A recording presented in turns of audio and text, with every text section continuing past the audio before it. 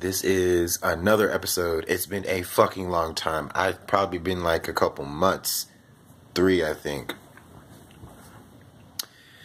3 months, I think, since the last episode I've made on Negus TV. So this is going to be about black leadership.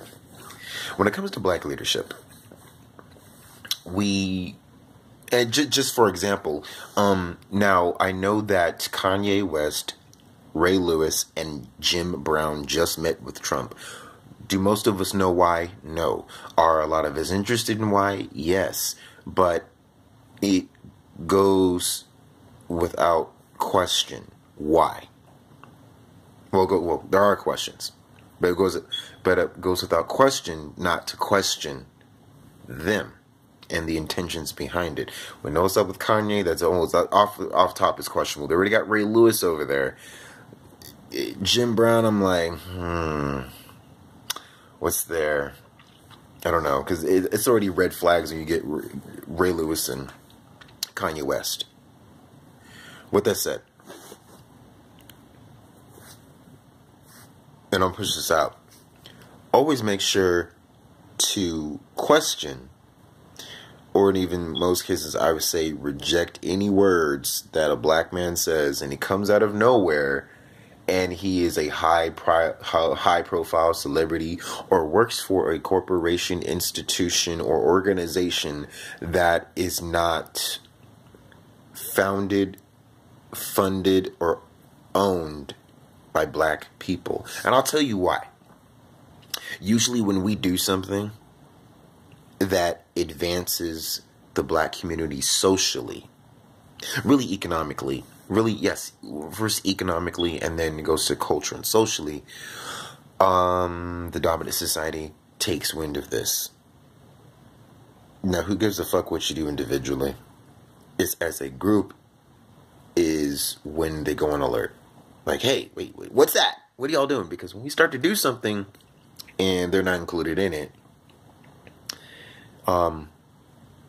be like, whoa, what's going on here? What's going on here? But we need to. You get the, hey, I just want to help. No, you want to be a part of it and get a piece of it. Work your way in, get to the top. And just basically steer that movement right back into the position of the dominant society. Like, we're going to take back control of that. But yeah, these are going to be the same people that will tell us, get it together. Stop blaming other people for your problems. Okay? This is not a black person who's just saying it. This is a black person saying it because I see things and I have a pretty good way of discerning stuff, and I have a pretty good insight on things.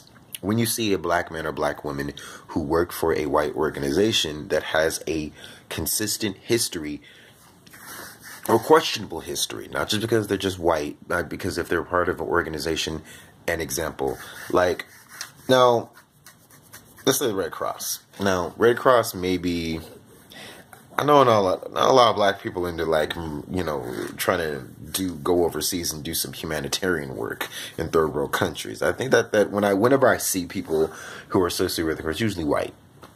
Any Greenpeace, when I see pictures and flyers about, they're usually just young white kids, and that's okay. There's nothing wrong with that. That's completely fine. There's nothing wrong. But I'm just saying, this is like, when it comes to helping third world countries, and like a whole bunch of white people want to help some black folks in a third world country, or some country where it's kind of poor, like Ethiopia or Haiti or something like that, Jamaica, something. And here's what I noticed when I looked at those pictures. Whenever I see the pictures, I always look at the background. I always look at the black person and look at the white person. I always notice the background. Look at the pictures. You notice the background year after year of these pictures? They look fucked up. They look screwed up.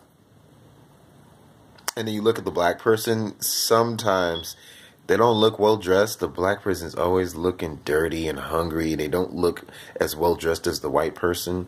They look like they just left that motherfucker just looked like they left Starbucks.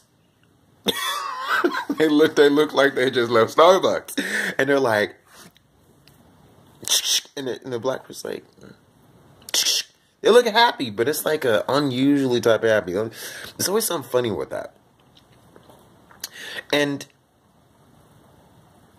it is so, it didn't make, well, no, it did make sense, but it made complete sense when Tariq Nasheed, on his last 2 videos, or actually sometime this, really, I want to say sometime this month, on his Tariq Elite show on Ustream, he said when he was working with the Haitian people over there of trying to get materials to build houses up, he noticed that they were saying, bring the money straight to them. Don't send it through the Red Cross. Do not send it to the Red Cross. Because if you're going year after year, and you're taking pictures with these black people, and you're going overseas, and you're constantly showing, hey, look, we're over here, we're doing something, and the environment year after year looks fucked up, and maybe even more fucked up than what you left it, you're taking the money, and Haiti ain't seeing shit. And you wonder why Haiti's like, do not send money to Greenpeace or Red Cross or any organization that comes from the USA or the UK or anything. They're just doing it for show. Now, if they want to go and really, really build some shit, cool. But what I find offensive is that you will use an entire country to show that you're doing cool just so you can make a buck on it. I still remember that 2012 Coney case 4 years ago. I was highly offended by when I found that dude was actually taking advantage of a story that was over 10 years old, and Coney hadn't even been in the Congo for over 10 years. So, yeah, of course I'm be offended by that shit. So that's just what I think about black leadership. And the point is, if you did not fund that black leader and you don't know where he comes from just because he's black, send him back. Find out who signs his checks. Find out who he answers to. Find out who the person he's on the cell phone with. Who does he answer to? If he doesn't answer to you or any black country, black community of anywhere in this 4 quarters of the planet, send his or her ass back. Because even though maybe they will do, they have intentions of doing right, the people that they're associated with they don't have any good intentions. They have intentions just keeping you there, keeping an eye on you, and making sure that you don't make social and economic advances to where that if something happens to you and it's another group's fault, you're not in a position to make them pay for what they have done. That's the only reason why that black person is there, is to take control from you and put it back into outside forces.